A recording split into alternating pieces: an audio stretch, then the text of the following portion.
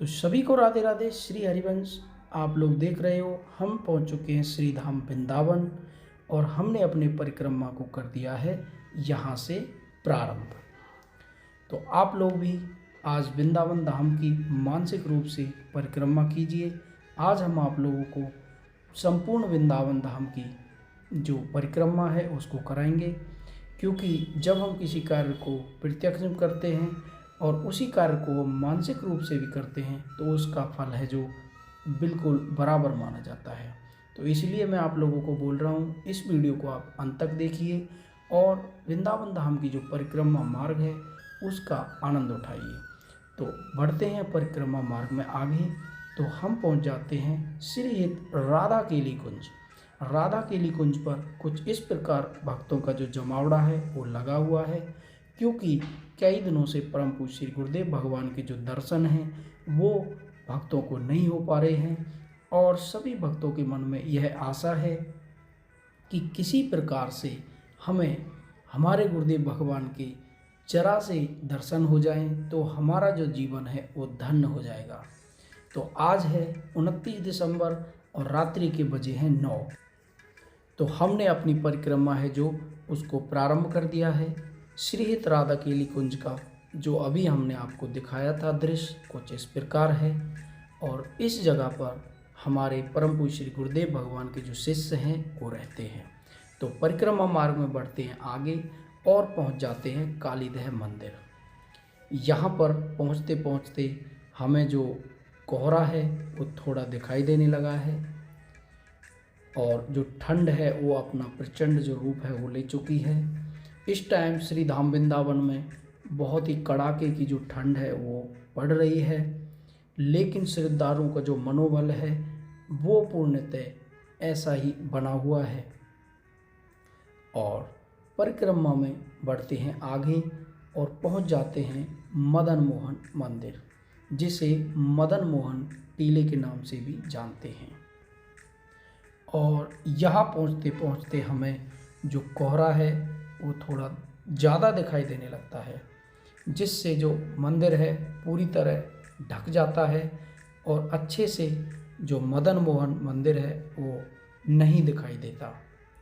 और यह मदन मोहन का जो मंदिर है ये वृंदावन का सबसे प्राचीन मंदिर है, लगभग 15वीं और 16वीं ईसा पूर्व। और यह मंदिर कालीदह मंदिर के बिल्कुल पास में ही पड़ता है। इस टाइम वृंदावन धाम में जो श्रद्धालु की जो भीड़ है वो बहुत ज़्यादा है। और बढ़ते हैं परिक्रमा मार्ग में आगे, तो पहुंच जाते हैं भक्तों श्री बांके बिहारी मंदिर का जो निकास द्वार है, यानी कि एग्जिट द्वार है। यहाँ भी हमें भक्तों की बहुत ज़्यादा भारी तादाद में जो भीड़ है वो देखने को मिली है। कुछ इस प्रकार श्री धाम वृंदावन जो जगमगा रहा है आप लोग देख सकते हो। बहुत ही सुंदर जो दृश्य है रात्रि का श्री धाम वृंदावन का। शरद ऋतु का जो टाइम है उसमें जो भक्तों की भीड़ लगी हुई है श्री धाम वृंदावन में आप लोग देख ही सकते हो।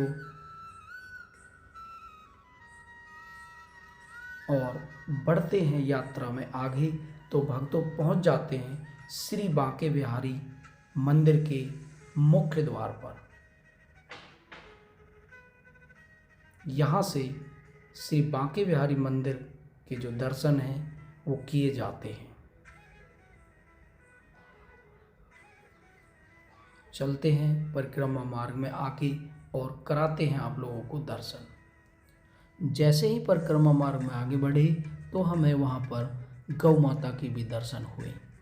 तो अब पहुँच जाते हैं भक्तों हम श्री यमुना मैया के तट पर और यमुना मैया में आचमन करते हैं और फिर करते हैं अपनी परिक्रमा को प्रारंभ। कुछ इस प्रकार दिखाई दे रहा है हमें श्री यमुना मैया का जो दृश्य है रात्रि के समय और शरद ऋतु के समय। यमुना मैया के तट पर जो श्रद्धालु हैं वो बहुत कम नज़र आ रहे हैं, क्योंकि ठंडी का टाइम है, सब लोग अपनी यात्रा को जारी रखे हुए हैं और आगे बढ़ते हैं यात्रा में और पहुंच जाते हैं भक्तों महाप्रभु की बैठक पर। आज से पहले मैंने कभी भी महाप्रभु जी की बैठक के दर्शन नहीं किए हैं। पहली बार मैं महाप्रभु जी की बैठक के दर्शन करूंगा और आप सब लोगों को भी अंदर के जो दर्शन हैं वो कराऊंगा। ये कुछ इस प्रकार है महाप्रभु जी की बैठक।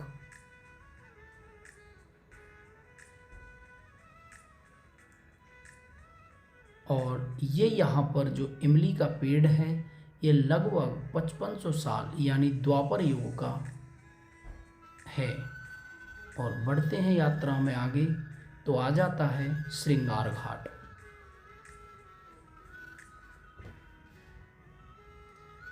श्रृंगार घाट पर देखने को मिला है कि बहुत ज़्यादा यात्री जो हैं वो यहाँ नहीं दिखाई दे रहे हैं, क्योंकि सर्दी का टाइम है और टाइम भी 9 से ज़्यादा हो रहा है। तो बहुत ही सुंदर जो हमारी श्री धाम वृंदावन का नज़ारा है वो दिखाई दे रहा है। यहाँ से यमुना मैया के जो दर्शन हैं बहुत ही स्पष्ट दिखाई दे रहे हैं।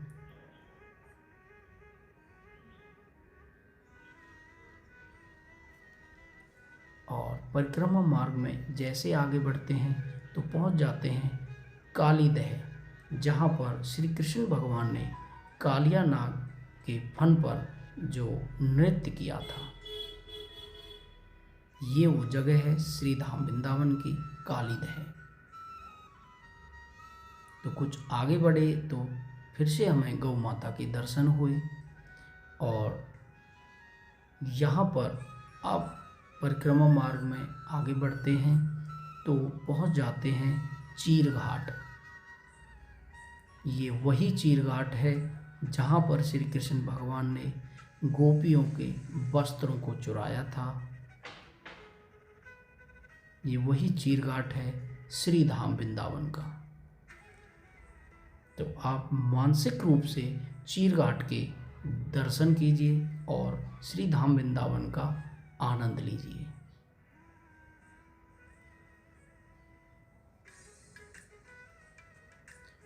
तो चलते हैं भक्तों परिक्रमा में आगे। तो यहाँ जैसे ही हम केसी घाट से पहले पहुँचते हैं तो वहाँ हमने देखा कि कुछ संत हैं जो सोए हुए हैं बिल्कुल रास्ते में ही ठंडी के टाइम में, जिनके पास बहुत ही कम वस्त्र हैं ओढ़ने के लिए और यहाँ पर बहुत ज़्यादा ठंड है जो पड़ी हुई है। और परिक्रमा में आगे बढ़ते हैं भक्तों तो पहुँच जाते हैं श्री केसी घाट। यही वो केसी घाट है जहाँ पर शाम को श्री यमुना मैया की जो आरती होती है और उस आरती का हिस्सा वो लोग बनते हैं जिनके नसीब में श्री यमुना मैया की आरती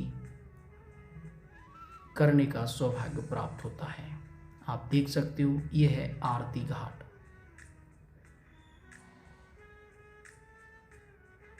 और हम भी इस आरती घाट पर थोड़ी देर रुके और यहाँ पर नाम संकीर्तन किया और यहाँ का जो दृश्य था उसका जो आनंद है वो लिया। और बढ़ते हैं परिक्रमा में थोड़ी आगे तो यहाँ पर श्री यमुना मैया की जो आरती वंदना हो रही थी उसी की ये भीड़ है और उसी भीड़ का हम भी हिस्सा रहे।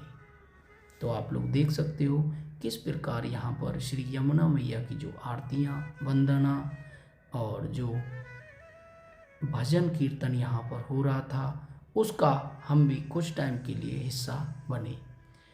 और बढ़ते हैं श्री धाम वृंदावन की परिक्रमा में आगे तो पहुँच जाते हैं भक्तों सुदामा कुटी। ये है सुदामा कुटी मार्ग और यहाँ पर सुंदर अक्षरों में लिखा है म्हारो प्यारो वृंदावन। तो बढ़ते हैं यात्रा में आगे तो पहुँच जाते हैं वृंदावन के मोक्ष धाम।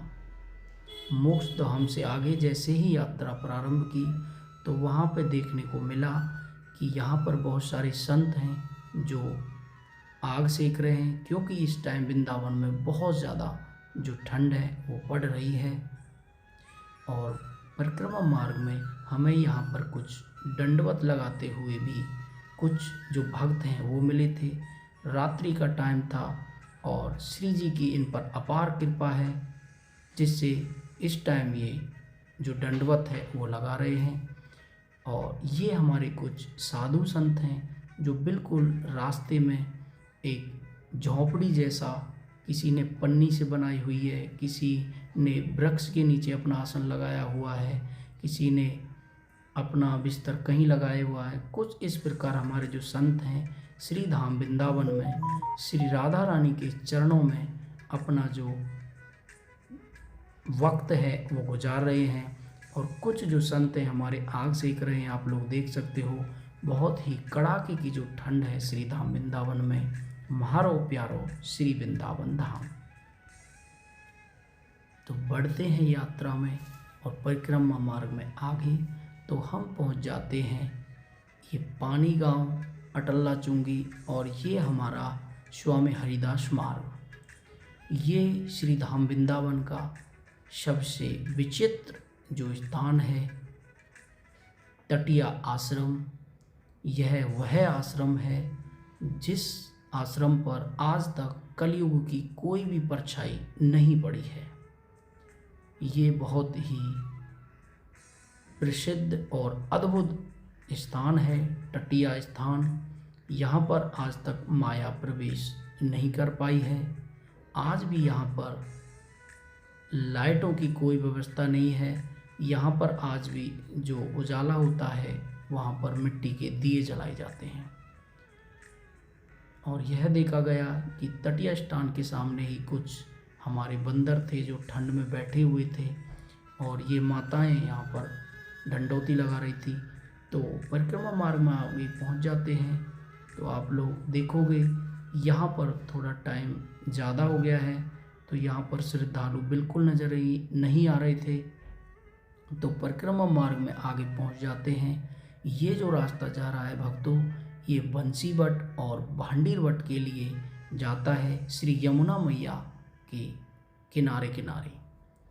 तो परिक्रमा में पहुंचते हैं आगे श्री गौरी गोपाल आश्रम। ये है हमारे अनुरुद्धाचार्य श्री गौरी गोपाल आश्रम।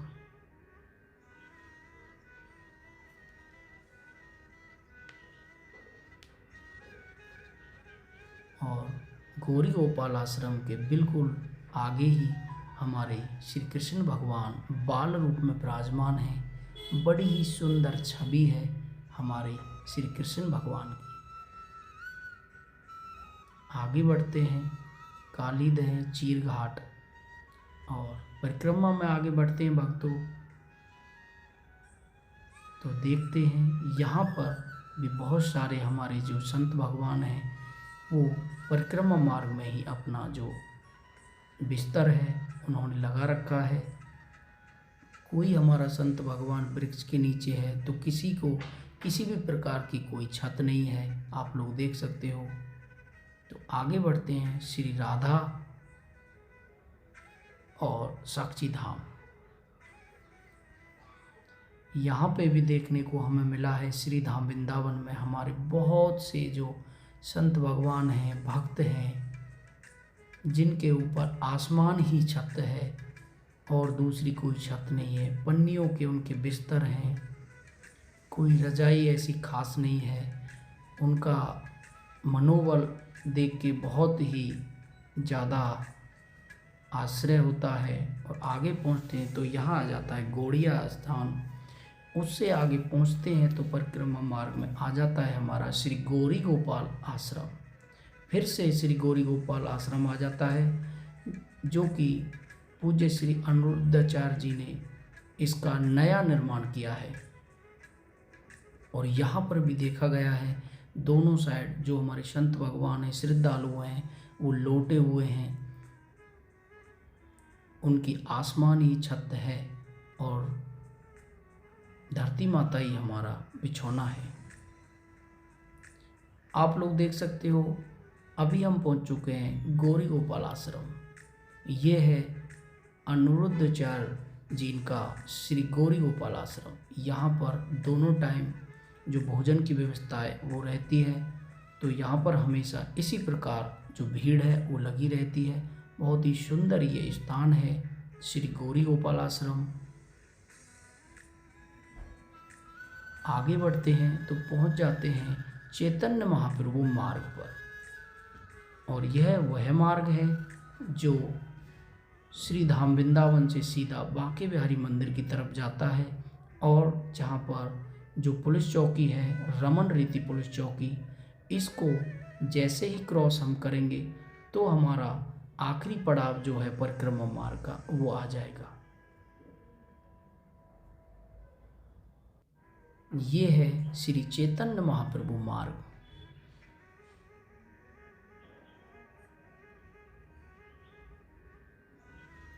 और भक्तों, अब परिक्रमा मार्ग का हमारा आखिरी पड़ाव है। हमारी जो परिक्रमा है वो संपूर्ण हो जाएगी और आप लोगों को भी मानसिक तरीके से हमने श्री धाम वृंदावन की पूरी यात्रा का अभी दर्शन कराया है। तो उम्मीद करता हूँ ये वीडियो आप लोगों को बहुत अच्छी लगी होगी और आप सब ने मानसिक तरीके से श्री धाम वृंदावन के दर्शन किए होंगे। तो जय श्री राधे राधे।